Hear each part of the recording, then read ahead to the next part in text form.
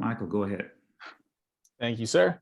Well, welcome all the way from Illinois. That I know that's a pretty far trip for y'all to make here to our Zoom call. So my name is Michael DePiro. I am with the Florida Department of Education. As you can see behind me, it's a photo, but I'm going to pretend I'm sitting in front of a window. That's our Florida Capitol. And I am so glad to be here and hear what you all have to say. I'm going to pass it to my colleague, Miriam. You're muted. Hi, everyone. I'm also very happy to be here with you. Congratulations for the hard work that you've put in. I participated in We the People the first year it was offered on the bicentennial of the Constitution, long time ago. I love this program and particularly Unit 1. And I've spent my career focused on civic education internationally, primarily Iran, where I'm originally from. And hi, my name is Tanya McConnell. For about 20 years, I was a professor of history at Columbia College in South Carolina. A few years ago, I wanted to do something a lot more interesting, so I'm now teaching high school social studies in Columbia, South Carolina. And I'm honored to be here with you guys. All right. Well, I am going to begin. Forgive me for reading the prompt. I just want to be as accurate as possible. I don't think I can do it for me. You just muted. I just muted. We're focusing on our Unit 1. Introduce themselves to you. Oh, I'm so sorry. Yes, That's and right. I'm going to put that on me because Tandy went first last time and modeled exactly the perfect intro, and I got about 50% of it right. So I'm going to backtrack and say welcome, and I would like to give the opportunity to our friends in Illinois to introduce themselves. Hello, I'm Aiden Livesey. I go to St Joseph-Ogden High School. Our teacher is Marshall Schacht, and I plan to study political science at Notre Dame University. Hello, my name is Rachel Wilson, and I plan to study crop science at the University of Illinois. Hello, my name is Braden Went, and I plan to attend Washington University in St. Louis in the fall of 2021.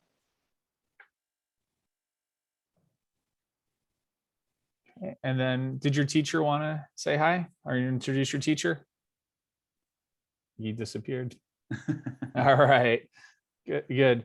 So Unit 1, Unit 1 focusing on what are the philosophical and historical foundations of the American political system. Question 1, and this is a quote from Benjamin Rush, "The American war is over, but this is far from being the case with the American Revolution. To what extent, if any, did the revolutionary principles influence constitution making during the founding period? What problems, if any, does the principle of consent present when creating or amending constitutions? And to what extent, if any, are revolutionary principles evident in modern times?" You may begin. Revolutionary principles were extremely influential in the making of the Constitution. Although some of the colonists accepted the higher taxes that had been imposed by the British government, many of them resisted. Some of these trade restrictions and taxes meant that the colonists would lose money, but more importantly, these new regulations opposed the colonists' understanding of representative government. This led to many systems being enforced to separate themselves from Britain and instill nationalism throughout the country. The Constitution lays out the qualifications for various positions in our government, and many of these positions require you to either be a natural-born citizen of the U.S. or to have been a resident of the U.S. for a certain amount of time. These qualifications are required to instill nationalism throughout our government officials and separate our government from any others. The Constitution also defines treason in Article 3, Section 3 as consisting of levying war against the United States or in adhering to their enemies, giving them aid and comfort. This is another revolutionary principle that is evident in our Constitution. The principle of consent, or more commonly referred to as consent of the governed, is a very important part of our Constitution, but it can also make it more difficult when creating or amending the Constitution. Because the founders wanted to create a government that gets its power from the people, there are many roadblocks that they put in the way to avoid one person from taking all of the power. This was the main fear that they had from the previous mistreatment they endured from the monarchy. Within the monarchy, they believed that sovereignty was granted by God, passed down usually through family, but the founders believed in popular sovereignty and the idea that the government got its power from the people and not the other way around. For these reasons, the principle of consent created many problems when trying to create or amend the Constitution. Instead of one person deciding what our government would look like, they needed the consent of the governed when creating it. One example is the 2/3 vote to impeach a president. Because we have a two-party system, it is difficult to ever get 2/3 of a governing body to vote one way, seeing that it is mostly split 50-50. Also, in order to make major changes to the Constitution, such as ratifying an amendment, it requires 3/4 of the states to ratify it within their legislatures. Revolutionary principles have been evident all throughout the history of our country. It was built into our Constitution that if it is necessary, the people have the right to overthrow their government. In the Declaration, it directly states that the American citizens will have the right to alter or abolish their government. The Revolution serves as an example of how and for what reason this idea can be exercised. However, recent interpretations of this right have led to chaotic events. One example of said events can be found on January 6th, when the Capitol building was stormed. According to the groups that stormed the Capitol building, this was a patriotic act in which they were enacting revolutionary principles. However, this was a horrific misinterpretation and warping of the original rights granted in our founding documents. We are given the right to alter or abolish our government under probable cause. Citizens of the United States must recognize that such extremist actions should only be carried out in times where the government has become destructive of the rights to life, liberty, and the pursuit of happiness. Revolution should not occur due to light and transient causes. When such causes appear, action can be taken in the form of small and peaceful protests, advocating for change in laws, or by playing an active role in supporting a candidate in the presidential election process. These are just a few of the ways in which we can exercise control over our government and make an impact. Due to the plethora of options we possess to enact change in a peaceful manner, it is unreasonable to storm a government building, causing multiple deaths along the way. Justified revolution is a right that we must protect and a right that is currently being threatened by gross misuse of the general public. Thank you. All right, I'm going to let Miriam take the first follow-up question and go from Miriam to Tandy, and I'll go after that. Okay. In your view, is civil disobedience consistent or inconsistent with your understanding of consent? Well, with the idea of civil disobedience, it does not necessarily mean that the people do not consent to being governed. For example, the civil rights era was an era full of civil disobedience, but it was for the correct cause, and they were never trying to disrupt the entire organization of the government. They are trying to urge the government to make good change. So I believe that there is a bit of a difference between civil disruption and the idea of not consenting to obey to the governing body as a whole. So you would insist on civil disobedience being nonviolent then and not disorderly, but making sure that a dissenting opinion from society is being heard.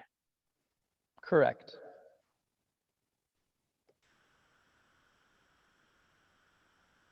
Okay, next question. I really enjoyed your conversation. It raised a lot of questions for me, especially this idea of consent. It seems to me that the Declaration of Independence celebrated this idea of consent and the idea that people must rise up on occasion and overthrow an unjust government. But then the Constitution seems to be designed to protect itself and in effect to limit the power of consent. Was Thomas Jefferson, you suppose, right when he said we need a revolution every 20 years or so to maintain our lives as free people? Would you agree with that, or am I fundamentally wrong? I think he's definitely right that revolution needs to be a constant thing that's occurring.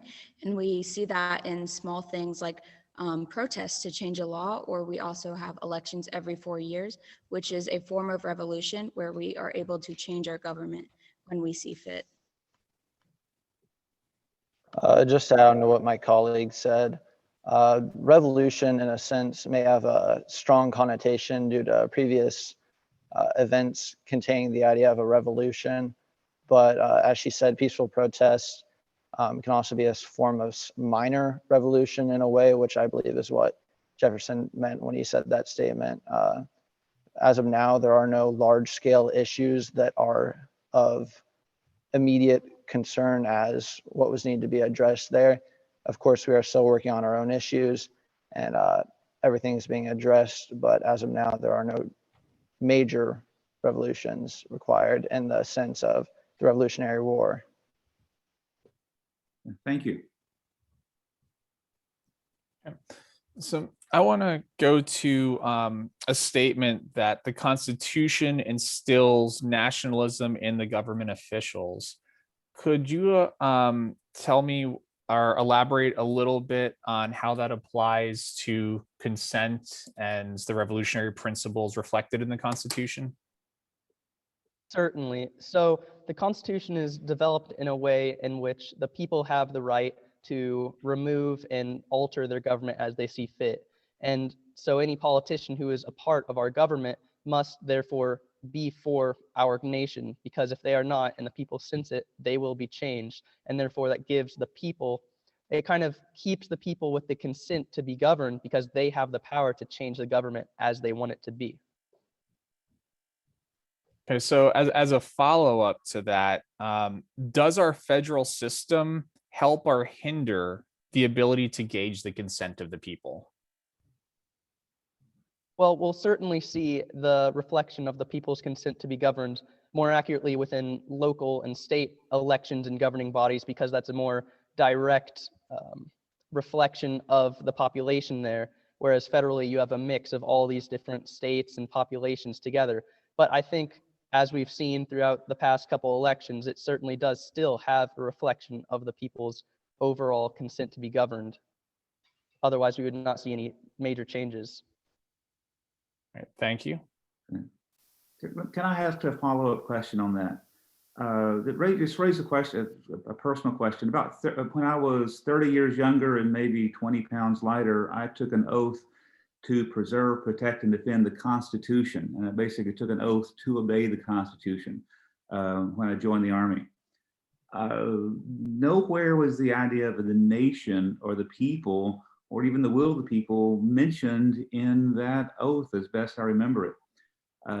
Should we expect government servants and military officers and civil servants to protect the people, or to serve the Constitution? Where should the priority realistically be? I think that it should definitely be with the people, because the whole idea of the consent of the governed is that the government gets the power from the people, not the other way around. Okay, that's a great answer, and I think you're certainly right, but you also walked into my rhetorical trap, because do you suppose that the people who invaded the Capitol on January 6th, would they have said exactly the same thing?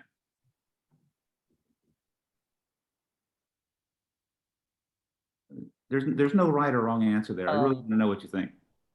Can you explain what you mean by, like, say the same thing? I am totally not sure I can at all, but I'll give it a shot. Okay, so we agreed, or you argued, I think pretty effectively, that the people are more important than the Constitution. And the people, and yet I'd say when people attacked the Capitol building on January 6th, they saw it, as you said, as a patriotic act, protecting the people, protecting the will of the people as they saw it.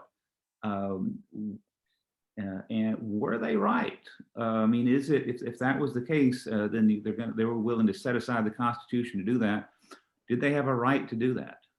Well, I think one major thing we have to remember about January 6th is that their main problem that they were rebelling against was that they were disrupted and angry, for lack of better words, that their side lost the election. It was a fair election. It has been certified and recounted hundreds of times. There's been hundreds of trials. It was certified fair election, and they were just unwilling to accept the results of a fair election. And that's anti-constitutional.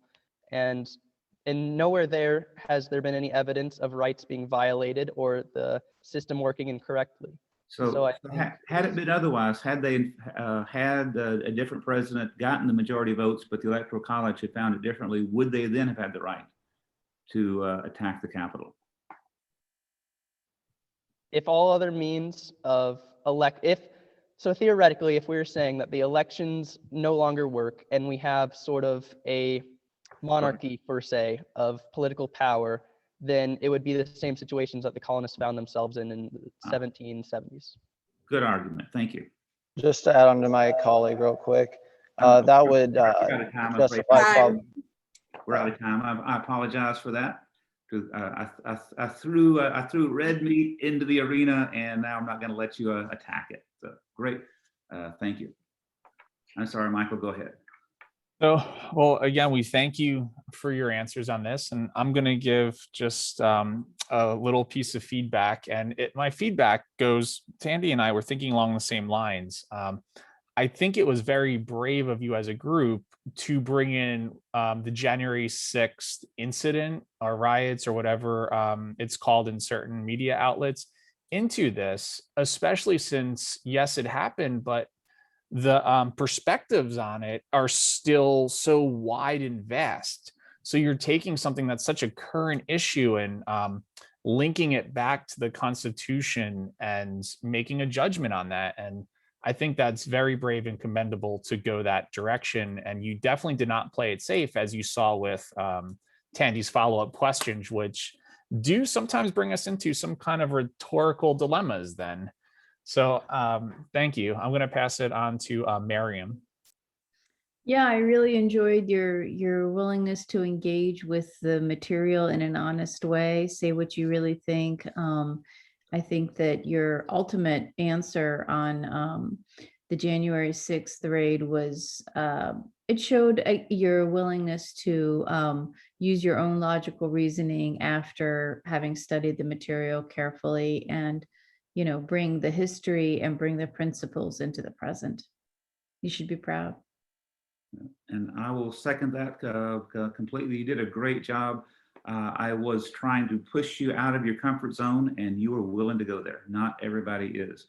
One critique, when you talked about nationalism, I may be wrong, but I don't think the term nationalism existed in the 1770s. It was an idea that emerges out of the French Revolution of I can't even think what it is in French, out of the idea of the nation, of the people. So I think you're reading back a little bit, and most American revolutionaries would have thought of themselves as citizens of Massachusetts or Virginia, more than as citizens of the United States. That's going to be an evolutionary process that's going to become extremely meaningful in the 19th century, but it's only being born there as you speak. So it's a great idea, great argument, and I really, really appreciated your willingness to take the bull by the horns when I asked you a ridiculous question and you were not afraid of it. I like that a lot. Yeah. So just so you're not wondering, that was the intent of my follow-up question as well, was to get you to link nationalism to the founding principles, because nationalism is a term that may have different connotations than in which it may have been used. So I want you to elucidate on that a little bit. So I'm going to defer to our facilitator then. Yes, congratulations and wonderful job. Thank you for all your hard work. Good job, guys.